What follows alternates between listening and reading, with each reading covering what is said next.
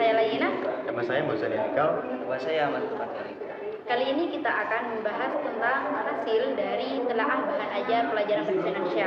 Nah, untuk saya sendiri akan membahas tentang pendekatan, saya akan membahas tujuan, Saya akan membahas tentang metode. Saya akan membahas tentang media. Dan saya membahas tentang informasi.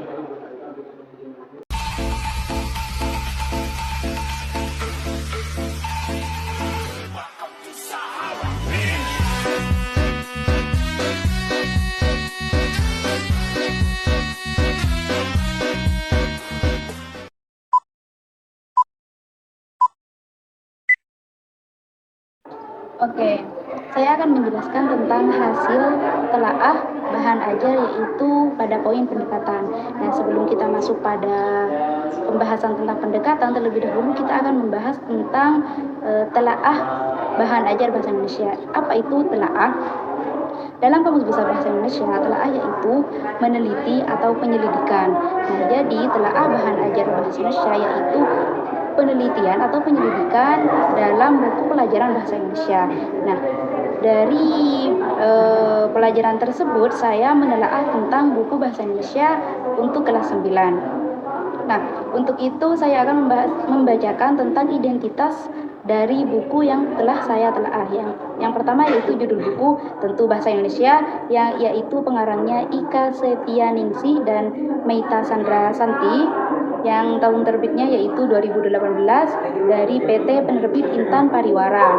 Nah, sedangkan tempat terbitnya yaitu di Yogyakarta, ditujukan untuk SMP atau MTS dari kelas 9.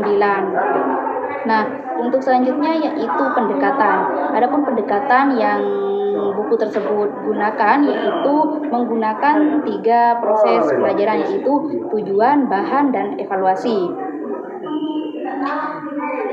Nah, untuk selanjutnya yaitu bahan ataupun pembahasan dari buku pelajaran tersebut, yaitu ada 4, yaitu elemen membaca, berbicara, menulis, dan kesusastraan. Mungkin hanya itu dari buku tersebut. Baik, di sini saya akan menjelaskan tentang tujuan yang mana dari telaah bahan ajar yang telah saya lakukan. Di sini saya menelaah bahan ajar buku SMP kelas 9 yang telah menggunakan kurikulum merdeka.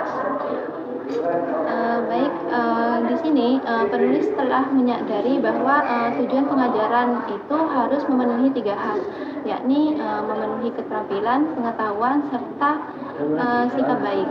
Maka tujuan dengan adanya bahan ajar di sini, yang pertama tentunya harus meningkatkan pengetahuan bagi siswa, yakni pengetahuan tentang berbahasa Indonesia. Yang kedua adalah meningkatkan keterampilan berbahasa Indonesia. Yang ketiga adalah menumbuhkan sikap baik dan positif berbahasa Indonesia. Oleh karena itu, di sini siswa SMP maupun MTS juga harus dibekali pematangan untuk meningkatkan keterampilan yang mana akan menjadi bekal mereka untuk menghadapi jenjang yang lebih tinggi, yakni sekolah menengah atas. Baik, itu saja dari saya. Saya di sini juga akan menjelaskan tentang metode, di mana poin-poin metode di sini juga masuk pada poin yang sangat penting, karena kita dari metode ini dapat mengetahui bagaimana susunan atau penyajian pada buku yang kita telah. Contohnya dalam buku Bahasa Indonesia kelas 9 MTS gitu. Nah, kita juga akan menemukan beberapa trik and trik yang ada di dalamnya untuk penyajian atau pelaksanaan dalam proses belajar. Nah, di situ kita juga akan mengetahui beberapa skenario atau cara kurikulum itu bagaimana diterapkan gitu loh. Nah, kita juga akan menemukan dari segi tugas, dari segi keaktifan, dari segi diskusi, dan itu sudah dikerjakan belum atau belum gitu. Nah, di sini juga kita akan menemukan beberapa kelemahan yang ada di dalamnya, meskipun kita ketahui setiap buku, bahkan setiap kurikulum sekalipun yang ada di dalam sekolah itu memiliki kelemahan dan kelebihan.